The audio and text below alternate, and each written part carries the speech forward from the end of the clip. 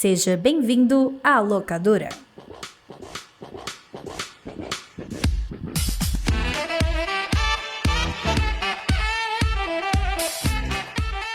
Bem-vindos à locadora do Nicholas, a investigação ordinária e sazonal do audiovisual internacional. Eu estava com saudade de mediar esse bate-papo delicioso sobre essa linguagem, que é a linguagem da nicologia, não do cinema. O cinema é secundário aqui.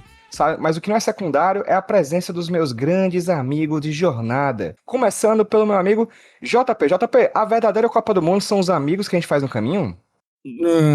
Sim, talvez. Eu não fui nenhum amigo dessa Copa do Mundo. Os jogadores talvez tenham feito. Eu não me importo com a vida deles. Eu quero que eles se lasquem, se explodam, né? Então acho que a verdadeira Copa do Mundo é quem quiser que a FIFA ganhe, sei lá. Tá bem claro nessa versão, nessa edição de 2026, que as cartas estão marcadas, não é, meu amigo Roberto Rudinei? Exatamente. E as cartas estão marcadas e estão hablando. Hablando espanhol com sotaque argentino.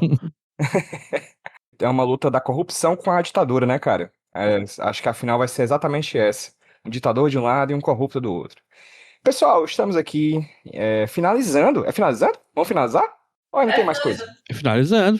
Caralho, o Rudy falou do céu assim. Finalizando! Tô indo fechar a janela. A gente tá finalizando mais uma temporada do Locadora do Nicholas. O que é o Locadora do Nicholas, meu amigo JP?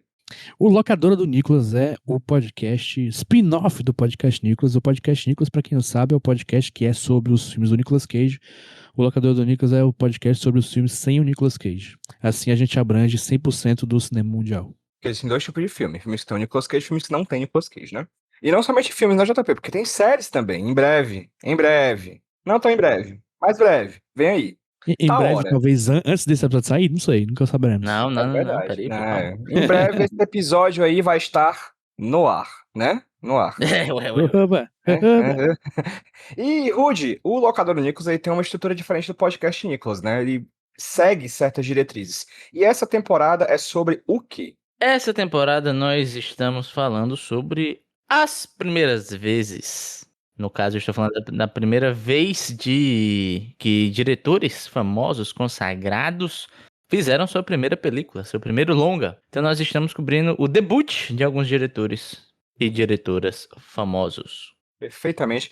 Inclusive, falando uma vez, acho que esse é o primeiro Nicholas e Locador do Nicholas que eu gravo casado, não é verdade? É verdade. Vai tomando. Rapaz, o primeiro podcast do Locadora do Nicholas e do podcast Nicholas estou gravando como Senhor Freitas, Isabel Freitas, né? Senhor, Porra, foda. né? Seu Bel. Seu Bel. Seu Bel é muito bom. Seu Bel é bom.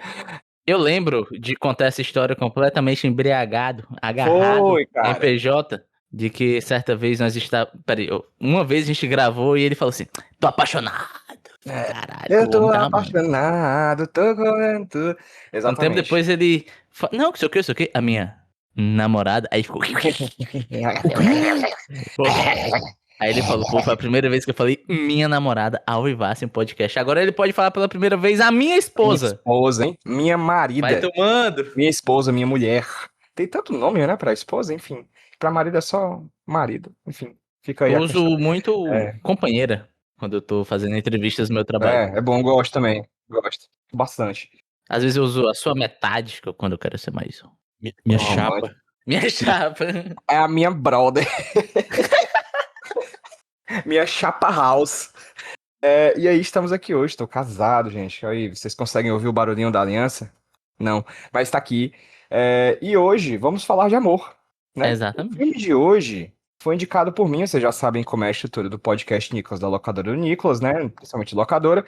Quando a gente indica o filme, é a gente que medeia, né, o bate-papo. E hoje é eu que estou medeando esse bate-papo, porque estou aqui para trazer o primeiro filme da carreira das irmãs Wachowski. Elas que, sei lá, dirigiram Matrix, dirigiram Sense8, dirigiram Speed Racer, dirigiram V de Vingança. Vocês lembram de outro filme delas? Sei lá, A Viagem, eu gosto muito desse filme. A Viagem. Cloud Atlas. Eu acho que o V de Vingança não é delas, inclusive. Elas são né? produtoras É apenas. produtores, né? Só produzem, né? Matrix. Matrix 1 e 2, 3 e. Enfim. 4. E 4 também, né? Na verdade, só 4 foi uma delas, né? Foi só uma delas, não foi as irmãs. Mas o primeiro filme das irmãs Wachowski é Bound, Ligados pelo Desejo. Filme de 1996, que é um filme de sapatonas trambiqueiras, cara. É muito bom ver filme da galera LGBT cometendo crimes, cara. É um filme interessantíssimo. Um filme que a gente já consegue perceber ali algumas nuances, algumas características que a gente vai ver depois na filmografia dessas grandes diretoras que vão revolucionar a história do cinema, principalmente depois do seu filme mais famoso, a ficção científica Matrix de 1999. E aí, eu vou começar com aquela introdução clássica, né? Por favor, Bartolini, me diga sobre o que trata Bound, Ligados pelo Desejo. Então, Bound, Ligado pelos Desejos, vai contar, justamente o PJ já adiantou, que é um filme sobre trambique, um filme sobre crimes, onde duas pessoas, a Corky e a Violet, elas acabam se encontrando e daí surgindo uma relação recheada de tesão, e elas acabam se unindo para roubar uma grana do esposo mafioso da Violet. Então o filme é sobre isso.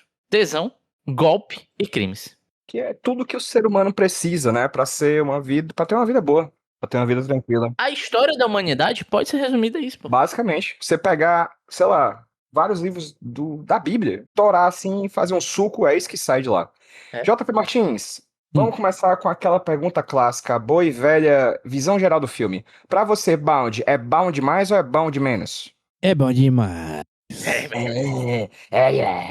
Cara, Balde é um filme do nosso gênero favorito, né? Que é o Crimes. O Crimes, bom, eu adoro quando tem um Crimes, cara. E é um filme de crimes ali da época dos anos 90, onde o filme de crimes estava em alta. Eu não sei como ele foi de sucesso, de bilheteria, de crítica na época, mas, assim, dos que eu vi desta época, é um dos tops, assim. É muito bom, ele é muito bem feito e estiloso.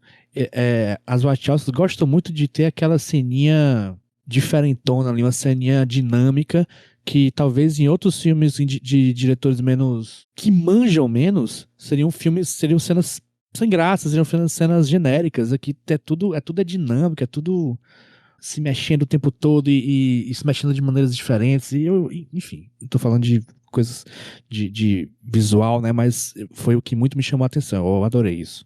Esse é um tipo de filme que a gente acha que nos últimos anos, talvez por uma elevação do conservadorismo safado ao redor do mundo, é um tipo de filme que eu tô percebendo que tá perdendo um pouquinho de espaço no passar do tempo, que é o thriller erótico, né? Sim. Que é cheio de metáforas visuais, né? Tipo assim, a mão da personagem tirando um sifão da pia é super erótico, aí você tem água escorrendo, é tudo tão melodramático e simbólico no filme. Por mais que seja um filme de ação, por mais que seja um filme de crimes, né? É muito interessante ver como tudo no filme tem essa carga erótica muito forte. E pra ti, Rudney, foi um filme Bound mais ou Bound menos? Cara, eu amei. Simples assim. Asmou? Asmei demais. E eu acho que eu tô muito contigo, PJ, e com você também, JP, que esse é um filme, cara, que ele exala tesão. É. Eu não tô falando tesão metafórico, né? Não, é tesão mesmo. É sexo. É vontade de fuder. Até o pau. Até o talo. Cara, a primeira interação da Violet com a Corky, São os nossos protagonistas, né? exatamente, você já nota que uma quer devorar a outra, tá ligado? E obviamente que elas desenvolvem um amor, mas o filme deixa bem explícito que o lance é o desejo, cara. Elas sentem um desejo muito grande uma pela outra. O Eros, aquele amor lá grego que justamente tá ligado ao desejo. E que nem tu falou, é engraçado, né, cara? Que a gente vive uma onda de moralismo tão grande que isso acaba tocando também no audiovisual. Na indústria, né? Como produtora de filmes de tipos, né? De gêneros diferentes. Exatamente, tem a crítica clássica do Alan Moore aos filmes de super-herói, que é falta tesão. Todo mundo é meio que um bonequinho Ken da Barbie sem genitália, né? E, cara, é muito gostoso de se assistir, justamente porque é um filme safado, entende? Quando bem feito, né, Rudy? Que é o caso. Exatamente, assim, e a safadeza ela tem que ser valorizada. E eu acho muito engraçado, curioso, esse moralismo para qual o cinema, né? Existe muito um discurso moralista do famoso essa cena de sexo está avançando o plot? Clássico. PPPPP, esse tipo de coisa. Ou então, não, isso é muito... Esse filme está sendo muito fetichista. Quando o cinema, meu parceiro, é uma mídia que nasceu do fetiche, meu brother. O cinema e o voyeurismo estão ali, ó, um do lado do outro. E esse filme é um filme que é embebido nisso, né, cara? E eu acho que a relação delas duas é tão gostosa de se acompanhar justamente porque você sente, é palpável o tesão quando elas estão juntas, o desejo que uma tem pela outra. Você sente que elas estão se segurando para não se agarrar a qualquer momento. E cada vez que barreiras vão sendo impostas para essa relação, você vai vendo que esse desejo vai aumentando e elas vão se aproximando ainda mais. Então, assim, o filme ele tem muita coisa legal, ele tem muita coisa interessante, né? Visualmente, eu gosto muito dos problemas que a narrativa vai criando. Ele é um filme que ele é essa escada de tensão que vai aumentando, mas o que eu mais gosto é da relação dessas duas mulheres e do quão elas se querem, meu amigo. Sabe, na primeira interação você já nota o que vai ser o resto do filme todo. Tem uma coisa desse filme que eu acho interessante, que já foi apontado aqui por vocês, que é essa coisa do tesão, mas tem uma coisa a mais que eu acho interessante, porque quando a gente fala de thriller erótico, eu acho que, e de erotismo, principalmente nessa época do meados dos anos 90, eu acho que a gente sempre tem que ter cuidado, porque tem muitos filmes que caem pro brega ou que caem pro absurdo, né? Por exemplo, sabe um filme de thriller erótico que a gente já analisou aqui no podcast Nicolas há muitos anos? Um filme chamado Zandali, Não. né? Que é horroroso. Não me faça né? reviver memórias. Que é horroroso e é um thriller erótico, né? E aí por que é horroroso? Porque ele cai nos clichês, ele cai nos problemas que esse filme, ele muito sabidamente, do jeito que as irmãs Wachowski dirigem, não caem. Porque eu acho que tá bom, a gente pode falar aqui do desejo erótico das personagens no primeiro momento que elas se veem, mas tem muitos outros desejos no filme que são, por exemplo, o desejo de repulsa, né? Essa coisa de você querer, ou melhor, que é o oposto do desejo, né? A repulsa, esse nojo por certos personagens masculinos do filme. A gente tem um desejo de cobiça pelo dinheiro. A gente tem vários. Por isso que eu falo que o filme é muito melodramático. Parece que eu tô vendo um grande novelão. Só que é um novelão tão bem escrito, tão bem feito, com personagens tão cativantes, que não me parece o lado negativo do quando a gente fala do melodrama, que particularmente não é um termo que me traz negatividade, mas muita gente atrela negatividade por causa do exacerbamento dos sentimentos, né? Mas aqui nesse caso isso não acontece, assim. É um filme de melodrama, onde tudo tá num volume muito alto, o tesão, o nojo, a raiva, a violência, e tá tudo tão bem dosado e dirigido que me encanta. É um filme que, principalmente por causa, e aí o Rudy falou, e eu gostaria que talvez o JP falasse um pouco mais, desse casal que é o personagem, que são os personagens principais do filme, que é a Violet e a Corky, né? Que são personagens tão cativantes, cara. Desde o primeiro momento, assim, elas duas são muito interessantes, desde o primeiro segundo que aparecem em cena. Pra ti, Jota, tem alguma coisa sobre o filme que tu queira aprofundar um pouco mais e falar talvez um pouco mais sobre esses personagens? Eu confesso que a personagem da Violet me deixou um pouco assim. Eu não gostei tanto dela de começo. Porque ela fala assim. Ela fala Sim. gemendo. Ele passa o filme inteiro falando assim. É uma coisa meio Betty Boop, Jessica Rabbit, que me irritou, mas que depois vai ficando. Acho que ela vai. Acho que o jeito que ela fala vai ficando mais natural ao longo do filme, com a intensidade do que tá acontecendo, né? Que acabou, enfim, eu acabei superando isso. Mas são duas personagens que, como vocês falam, tem muita química, né, cara? Que pra esse tipo de filme é necessário. Eu não sei se o Rudy ainda estava na nossa noite de filminhos quando vimos 50 Tons de Cinza. Não estava, infelizmente, perdi esse O momento. Fifth Shades of Grey, né? Fifth Shades of Grey. O 50 Tons de Cinza é um filme recente, né, desse gênero Sim. do thriller erótico, que cai muito em terra, primeiro pelo roteiro ser horrível, mas também pela química negativa entre os atores principais, os personagens principais.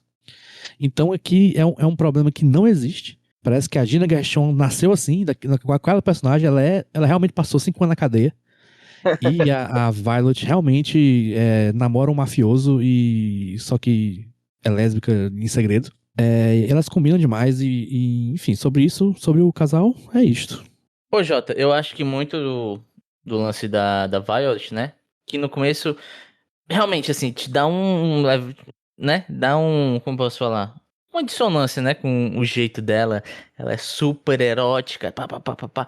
Mas eu acho que condiz com a personagem, porque ela é uma mulher que, dado o contexto onde ela tá, ela precisa performar essa sensualidade. Ela é meio que a femme fatale da história, né? Ele é aquela personagem que usa da sensualidade, da sexualidade o tempo todo pra conseguir o que quer, o que precisa, né? Porque é como ela consegue fazer algo, né? Uhum. E é muito isso, né, cara? E tem até um momento que eu acho que pra mim define essa personagem, é que tem um lance da parede, né? Que a Corky, ela tá fazendo os reparos no apartamento vizinho do que a Violet mora com o companheiro dela. E o lance é que, né, uma das primeiras interações ela falando, pô, a parede é muito fina, dá pra gente escutar tudo do outro lado, parece que a gente tá na mesma sala. Em um determinado momento, a Corky escuta a Violet transando com outro cara. E ela vai questionar, pô, você tava transando com outro malandro. E ela meio que fala, eu tava transando? É isso que você acha que é sexo? Justamente porque, por conta do contexto onde ela foi inserida, ela precisa performar essa sensualidade. Ela precisa fazer com que os homens que a cercam a desejem. Só que conforme a gente vai vendo ela interagindo com a Corky, que realmente é a pessoa que ela quer de fato, a gente vai entendendo melhor esse jeito dela e essa performance ainda tá lá, mas ela vai se diluindo e para de ser uma performance para ser um desejo mais natural. Então, eu acho que essa proximidade que a gente vai chegando com ela e esse estranhamento que vai se diminuindo é justamente porque ela vai deixando a performance de lado e se mostrando, né? Se desnudando, não só tirando a roupa, mas expondo o seu interior para Corky, né? Isso também com a gente que tá assistindo. Então, é meio que a gente vai entendendo mais ela e o jeito dela, o que ela é de fato, vem à tona, né? E a gente começa a se afeiçoar a ela. Que para além de ser uma femme fatale, para além de usar, tipo assim, da sedução como arma, ela é inteligente pra caramba. É tanto que as saídas dos problemas mais latentes lá na frente vêm por ela, Uhum. não pela Sim. Corky, que em tese tipo assim, pensando nas classes do RPG, a Corky seria a que teria mais o streetwise, ela tem mais esse lance de saber lidar com situações limite. E a gente vê que não, a Violet também serve. Ela não se resume a ser apenas uma gostosa, basicamente. Apesar dela ser gostosa e dela saber que é gostosa. Ela é que é a música, né? Eu sei que eu sou bonita e gostosa, eu sei que você é minha mimica. Exatamente. Cuidado, menino, né? Eu acho que a gente poderia só pontuar uma coisa do como esse filme, ele é potente, muito bem dirigido, personagens interessantíssimos, atuações muito boas, e mostra um relacionamento entre duas mulheres em meados da década de 90 sem cair em clichê, ou pelo menos sem cair numa ridicularização comum a essa minoria social, o L do LGBT, que a gente já viu em tantas produções da época mesmo, aqui no Brasil, em novela e coisa do tipo, né? Então, assim, eu não gosto de falar de filmes, dizer que um filme é à frente do seu tempo. Eu sempre internalizei muito uma ideia de uma amiga minha historiadora, a Jéssica Reinaldo. Jéssiquinha, pô, tá Jéssica, pô, a Capiró Jéssica, que já gravou Gabriel com a gente Jéssica, várias pô, vezes. nossa amiga. É, uma amiga tua, uma amiga tua. Beleza. Amiga nossa, né, porque faz tanto tempo que a gente chama ela pra gravar, Nicolas, fica aqui o convite pra gente chamar em breve. Exatamente. E que ela fala disso, né, que ela foi impactada por uma fala de um professor dizendo que não existe ninguém à frente do tempo.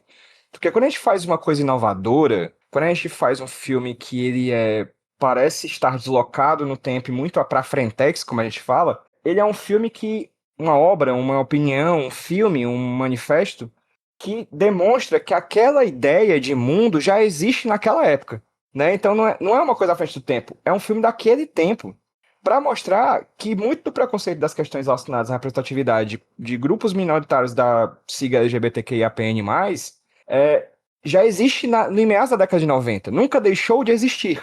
E esse filme é muito impactante por causa disso, porque é um filme que eu vi e disse, caramba, esse filme é difícil de se ver sendo feito, tratando essas questões hoje. E já está sendo feito na década de 90, né? Em meados da década de 90, com as irmãs Wachowski destruindo, né? Coisas que estão no subtexto das obras da Wachowski, em Sense8, né? Em outras obras que a gente vai ver diante disso. Tem muita gente que trata a matriz como metáfora da transexualidade, né? Que as irmãs Wachowski são as mulheres trans e tal.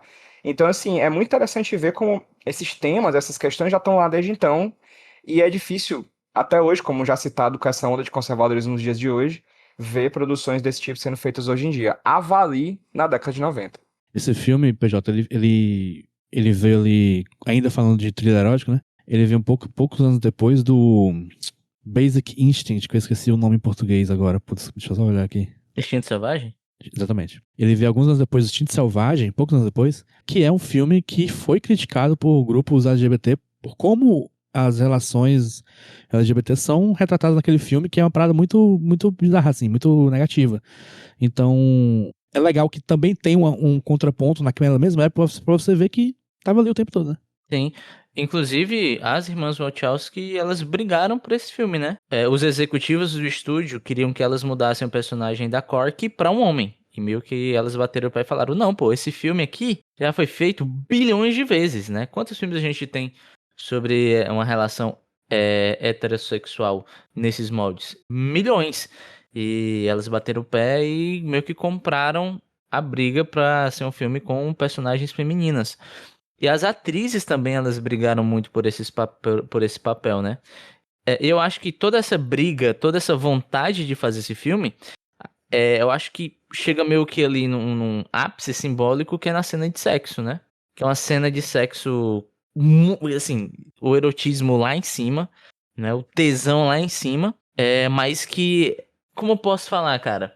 Não há o apelo, o lance, não há o Male gaze. apelo, o male gaze, não há o apelo para uma exposição do corpo feminino e há um certo cuidado em ser o mais real possível, né? Até é muito interessante ver as atrizes, tem algumas entrevistas com a Jennifer Tilly falando dessa cena e dizendo como foi diferente para ela contracenar com uma mulher. Mas foi mais confortável, né? Exatamente, foi mais confortável e o que elas queriam era que elas fossem personagens lésbicas que fugissem do clichê.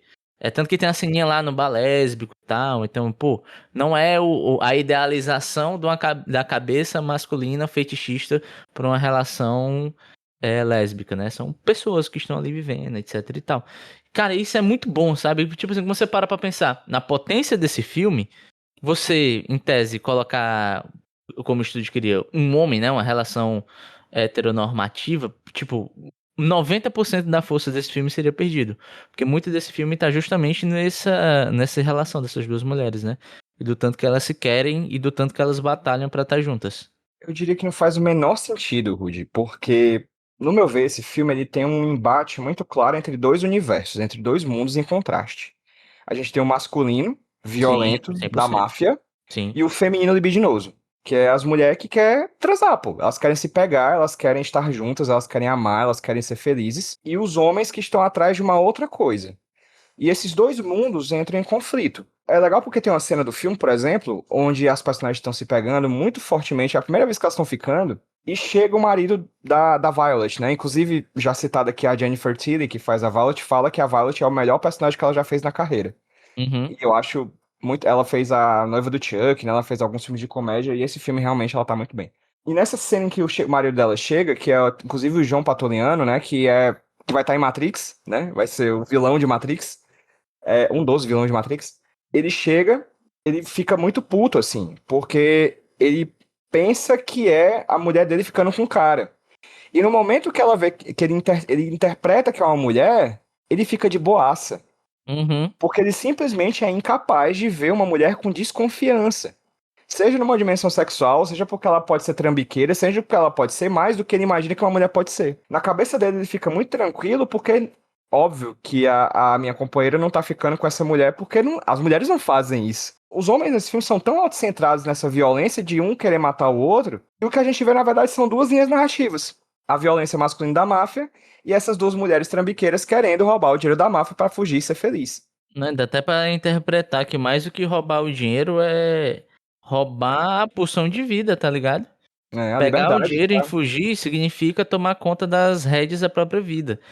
das duas. Beijar quem eu quero beijar, viver como eu quero viver, sem eu ter que maquiar quem eu sou pra poder ser aceito por um determinado grupo, né? Que no caso é o personagem da Violet, né? Que nem eu falei. Ela tem que interpretar um certo tipo de persona pra poder ser aceita por aqueles homens lá, né? É tanto que, por exemplo, em tese, uma saída fácil fácil entre muitas aspas, que ela tinha pra sair dessa relação seria o outro personagem lá, que é o mafioso mais velho.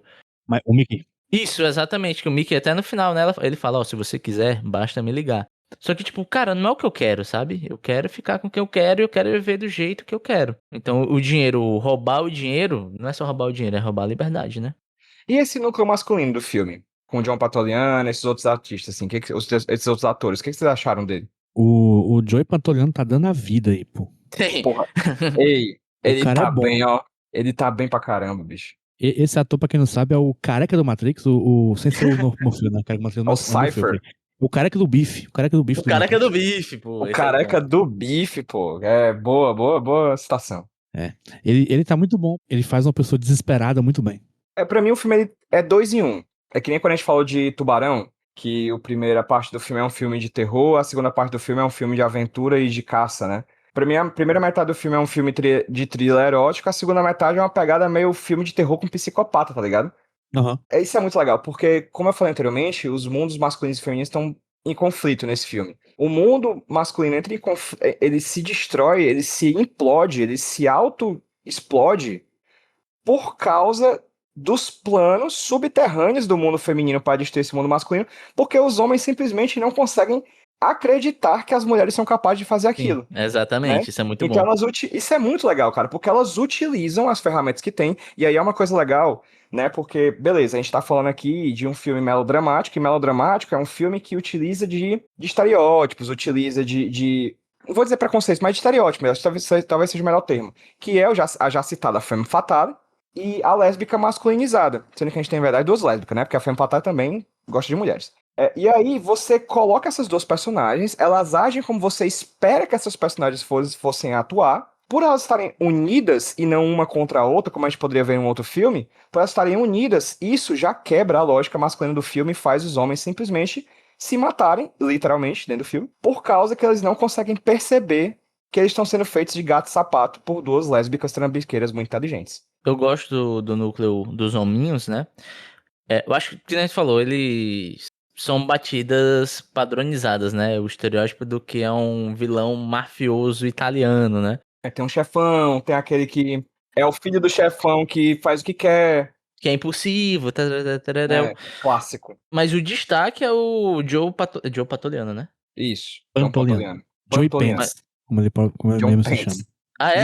José Calças. José Calças. Ele se apresenta como Joey Pants para pessoas. Tipo, que nesse história ele tá dando a vida por esse personagem.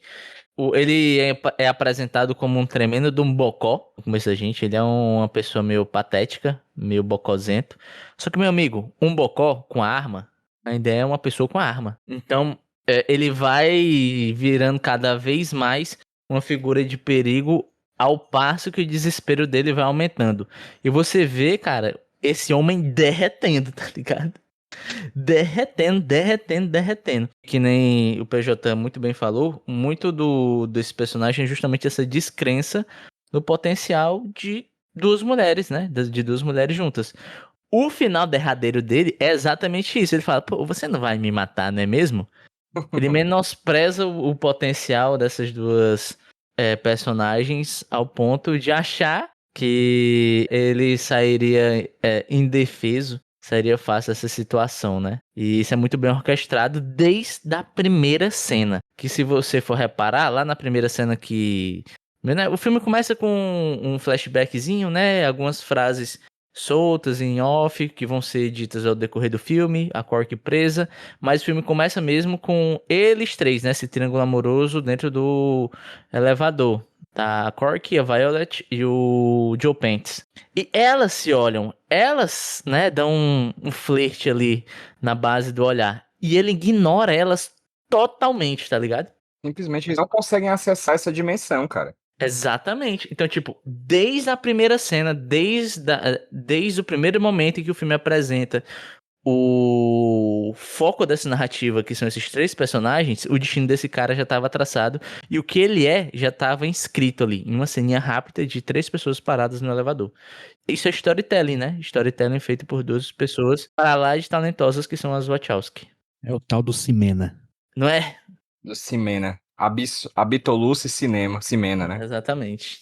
Gente, é muito doido porque esse filme é tão sensual que eu escrevi muito pouco sobre ele, porque eu tava simplesmente embalado no filme, tá ligado? Eita, meu filho, eita. Que isso? Que é isso, rapaz? Mas eu tava simplesmente impactado por ele, né? Porque, como eu falei, na primeira metade do filme é um thriller erótico, então a gente fica tenso por esse suspense, a gente fica extasiado por essa relação das mulheres, e no segundo é um filme de psicopata, né? E aí, novamente cito o João Pantoliano, tá muito bem, cara. Quando ele simplesmente despiroca, ele não consegue perceber que ele tá sendo utilizado por elas duas. Até o momento que ele percebe, e aí o filme fica mais maluco ainda. Bem, eu costumava dizer que as Wachowski elas não conseguem fazer filme simples no sentido de pouco inovador, assim, elas sempre gostam de pegar uns desafios, assim, sabe? Eu acho que esse filme ele já demonstra muito dessa característica delas, de sempre fazer projetos que vão ficar na memória da gente de alguma maneira, porque não são filmes genéricos. O que é absurdo, porque eu acho que o filme que eu mais odeio relacionado a elas é um filme que eu acho bem genérico, que é exatamente Matrix Resurrections, Matrix 4, que eu acho extremamente qualquer coisa. Mas todos os outros filmes que eu vi delas, eu não vi todos, gostaria de ver em breve, vou talvez fazer uma maratoninha. Tem sempre uma característica que eu acho impactante, assim. Talvez o ápice disso tenha sido as magna opus delas, que talvez seja Sense8 Speed Race. e Cloud Atlas. Pô, Speed Race nunca vi, tu acredita? Acredito. Precisa, PJ. Filme de carrinho. É muito foda. PJ, tu acha que essa é a maior semelhança do Bound com os filmes posteriores das Wachowski? Eu diria que sim. Eu diria que sim. Ela não. Ela... Tu falou uma coisa, JP, no comecinho da conversa, que é essa característica dela de falarem de maneira estilosa as coisas simples. Tem aquela cena super rápida da ligação que a câmera vai passando pelo fio. Sim. Elas têm essa característica de pegar uma coisa e transformar em algo a mais, né? Um homem desviando de uma bala, elas vão pegar a tecnologia ancestral lá da cronofotografia do cavalo correndo e as câmeras atirando para poder fazer uma cena do Neo desviando das balas, assim. Então elas sempre pegam esse desafio para elas e eu acho isso muito interessante. Elas sempre impulsionam um pouquinho a narrativa um pouco mais frente. Elas não sabem fazer nada simples. Eu acho que elas não sabem fazer nada simples numa questão estilística, assim como Christopher Nolan não sabe fazer nada simples numa questão financeira, saca? É tipo isso, assim, elas vão apelar pro estilo e o Nolan vai apelar pro orçamento. Esse filme aqui me pareceu muito assim, realmente a gente quer fazer muita coisa, a gente precisa de mais orçamento, mas como a gente não tem, a gente faz com o que dá. Então exato. A gente bota um pedaço de vidro em frente da câmera que vai fazer com que a imagem fique completamente diferente, não vai ficar uma imagem normal, né?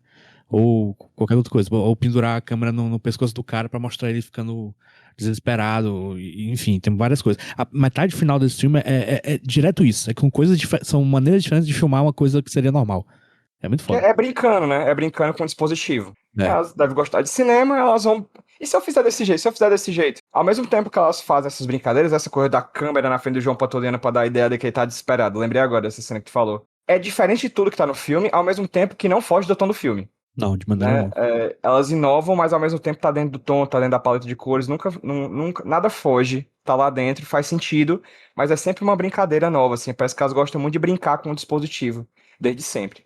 Cara, eu acho que, assim, você pode gostar, desgostar de algum filme das Wachowski e tal, eu também não vi tudo, mas o lance é, não dá pra dizer, meu amigo, que elas não estão tentando. Elas sempre estão tentando uma coisa nova, seja de tecnologia, seja uma experimentação, sabe? Então, por mais que você não goste, por mais que te incomode, é sempre uma coisa nova. E isso eu admiro pra caramba sempre que alguém está tentando algo, né? E pra mim, o exemplo máximo disso, cara, é Speed Racer, sabe? Speed Racer, pra mim, eu acho que foi o momento da história do cinema onde se abriu uma bifurcação. Ah, meu amigo, nós podemos ir para a esquerda e nós podemos ir para a direita. Infelizmente seguiram para a direita e não para a esquerda, que seria o caminho Speed Racer, de você testar, de você brincar com audiovisual, de você pegar essa tecnologia que estava surgindo do CGI e despirocar e cair para fantasia e brincar com o impossível. Esse filme, ele me parece muito mais convencional do que o que vem subsequente, né? Até porque parece... aparenta pra mim que foi um filme meio teste, tipo assim, vamos ver o que é que essa galera consegue fazer com esse dinheiro reduzido e com esse roteirinho aqui. Vamos liberar essa grana, mas né? mesmo assim, cara, é um filme muito, muito, muito, muito, muito, muito estiloso. Não há nenhum momento onde não tenha estilo aqui, meu irmão. É um filme muito cool. Todo mundo é enquadrado de um jeito cool, todo mundo tá a flor da pele e meio que o aspecto visual acompanha tudo isso, sabe? É um filme, cara, que ele tem cara de quadrinho pra mim, tá ligado? Ele me parece muito um quadrinho, sei lá, um Frank Miller da vida, algo do gênero. Do jeito que ele... É o tal do neo-noir, né, cara? Exatamente, do jeito que elas expõem os personagens, do jeito que tudo é meio grandioso, do jeito que tudo é muito latente na tela, sabe? Tanto os sentimentos dos personagens quanto as imagens e o jeito que elas são mostradas pra nós. Depois de Ligado pelo Desejo, vão pra onde? Pra Matrix, meu brother. 99. E aí o mundo nunca mais foi o mesmo, né? Doideira, né, Literalmente. cara? Cara, é louco, né? A gente vê Ligados pelo Desejo, filme seguinte, simplesmente um dos maiores filmes da história do cinema mundial. Até hoje existe filmes Esqueça Matrix, É. pô. Exatamente, exatamente. Então, Lily, Lana, vocês são foda, gato. Vocês se garantem. Esse aqui é Um abraço. o Se Prepare para Matrix, né? Muito bom, muito bom. Gente, vamos lá pra partezinha das noetas. Vamos. Poeira. Vou começar com a minha nota. Vou confessar pra vocês, eu gostei desse filme, gostei desse filme. Mas eu ia dar uma nota menor. Mas essa conversa foi tão boa, tão gostosa e tão cheia de tesão que eu aumentarei a nota e darei 8 de 9. Por que 9, JP Martins? Porque filmes no mundo, né, tem duas opções. Ou eles têm o Nicolas Cage ou não tem. Se tiver Nicolas Cage, seu filme tem a chance de ser um 10. Não necessariamente vai ser, mas tem a chance. Pode ser, Se não tiver, já perde um ponto automaticamente. Não tem como ser é o 10. caso. É o caso, não tem Nicolas Cage, então de 0 a 9, esse filme pra mim é nota 8. E a sua nota, JP? A minha, assim como você, PJ, eu também ia dar uma nota menor, mas resolvi aumentar enquanto conversamos e a minha nota é 9. Olha aí, Foda. lacrou. E você, Rudney? Cara, minha nota pra esse filme é um 8. Gostei pra caramba. Muito bom. Eu acho que eu gostaria de um pouco mais de personalidade pros outros vilões do filme, né? Eu acho que ficou muito preso no lance de italiano, né? Só faltou o sotaque do Tony Ramos, de italiano, e a mãozinha. Por exemplo, o filho do mafioso, tanto que eu não lembro nem do cara, né? É o Johnny. O cara do Law and Order, pô. Tipo assim, ele mal tem fala, mas ele tem aquele jeito meio impulsivo, né? Ele é o cara meio imprevisível, e isso dá uma marcante. certa.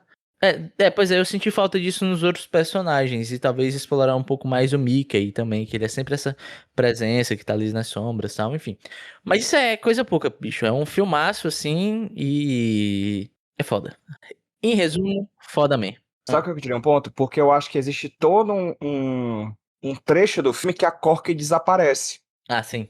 É. Ela meio que desaparece da trama. E aí eu achei que ficou um pouco desequilibrado. Mais bobagem, assim. Mesma coisa. Só por isso, mas enfim. Média, JP Martins.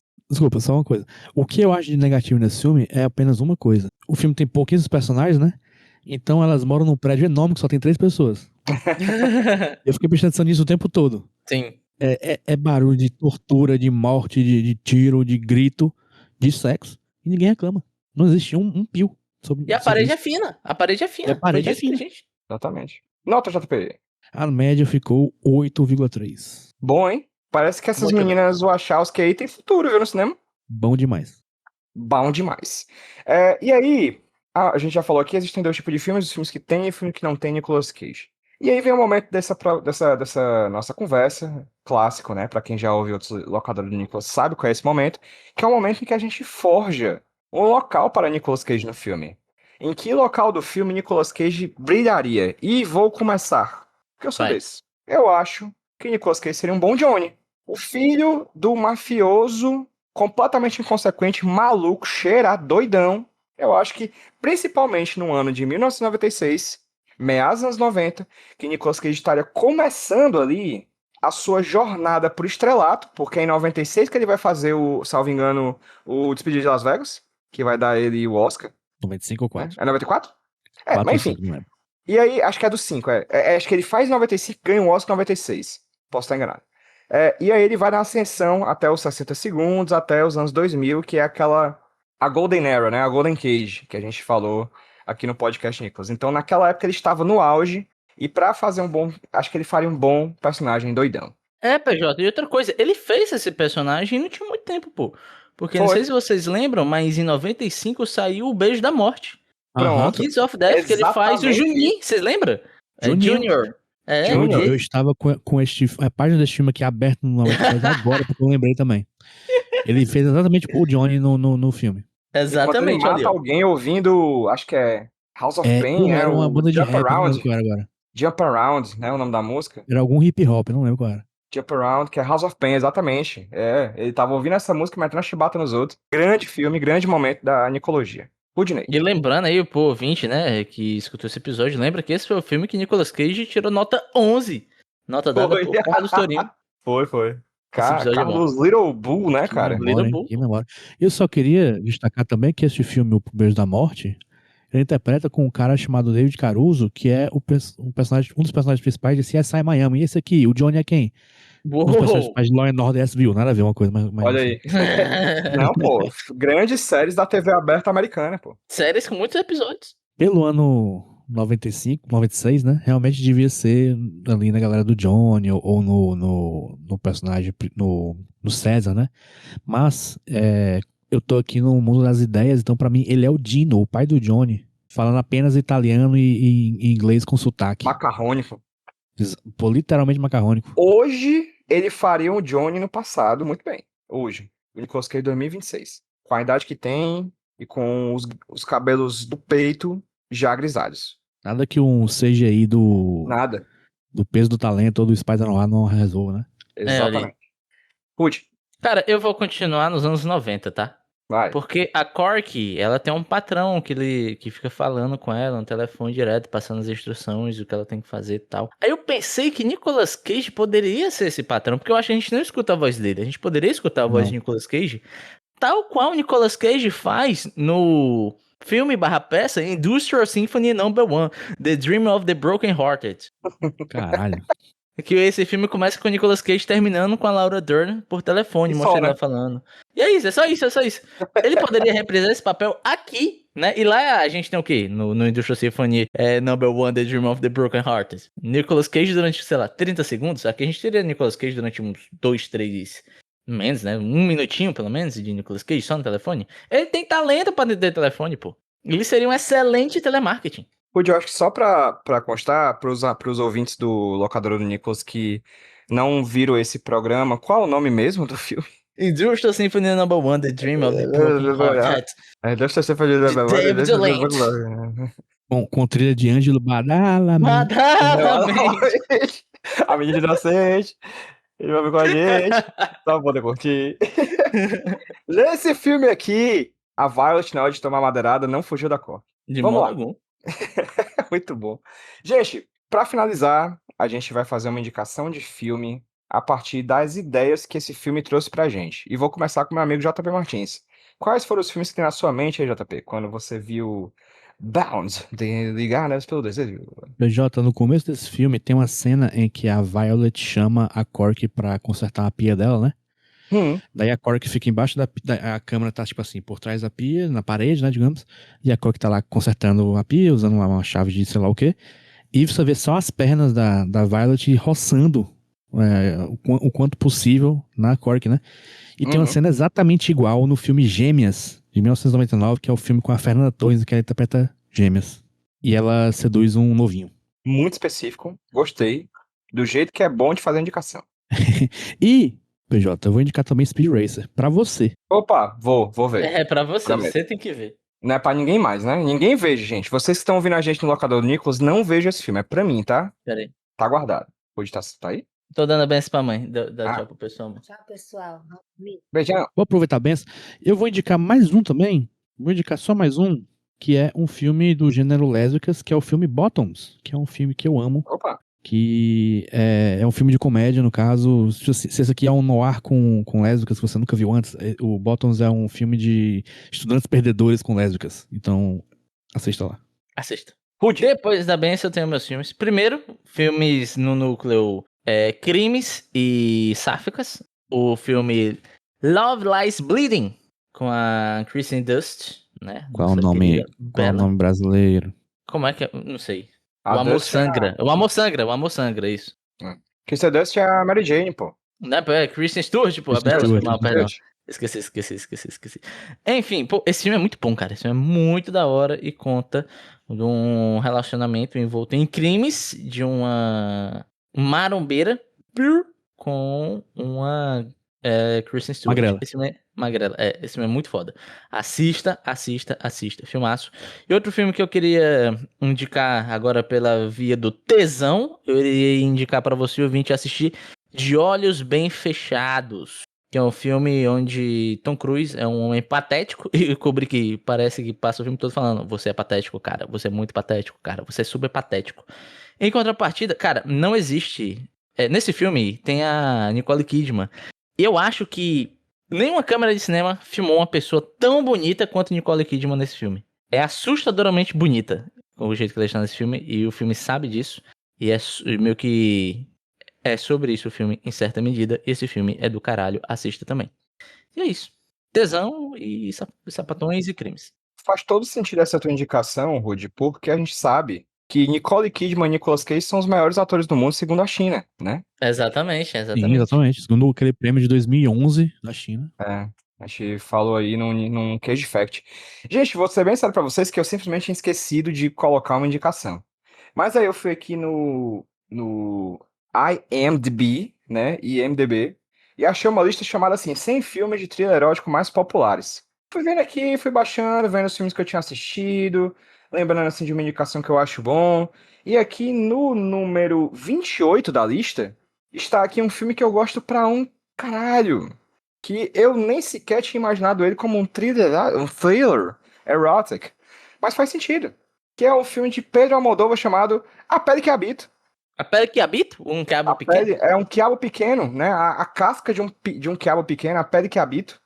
Um filme de 2011 com Antônio Bandeiras, que transforma qualquer filme em thriller erótico. É verdade, ele tem esse potencial. Até o Gato de Botas, cara. Até o gato de botas, gato de boetas, né? Se Antônio Bandeiras aparece no seu filme, ele já é um thriller erótico. Você vai ter que lutar pra não ser, né? Porque ele vai transformar nisso e A Pele que Habito é um baita filme de thriller erótico, ficção científica, fala sobre transexualidade, enfim, transgeneridade, é um filmaço. Eu gosto muito da Pele que Habito, eu preciso assistir novamente. Faz muitos anos que eu assisti, eu quero muito assistir de novo, porque quero saber se ele continua tão belo e maravilhoso quanto nas minhas memórias. Ô, PJ, agora você alugou um apartamento na minha cabeça, porque eu acabei de ver aqui que Antônio Bandeiras está em Paddington 3. Ou seja, Paddington Opa! 3 é um thriller erótico. Paddington 3 é um thriller erótico. Não, gente, peraí. Ele tá em Pequenos Espiões também, cancela.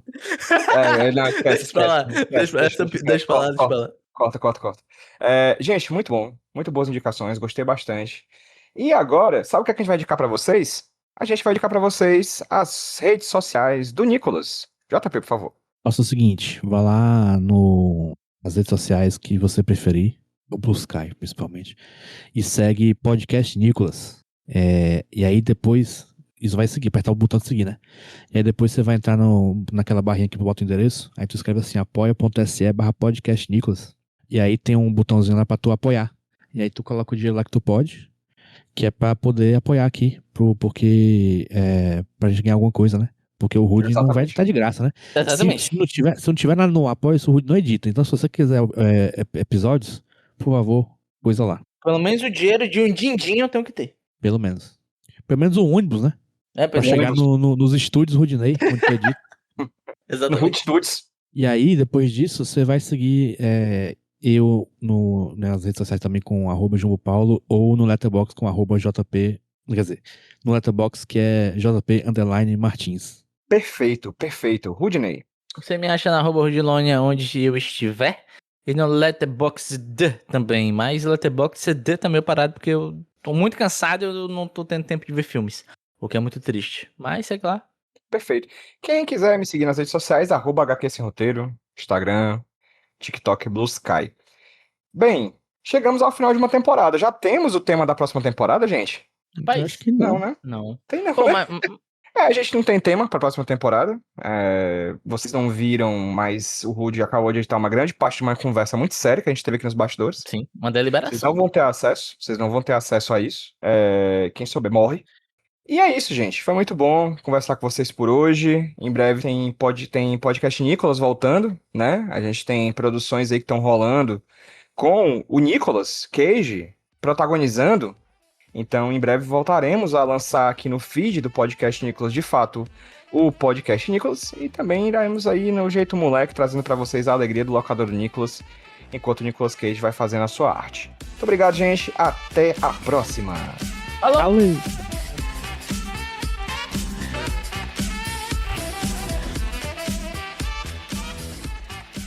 Ô, PJ, Ah, qual é a sensação de estar casado?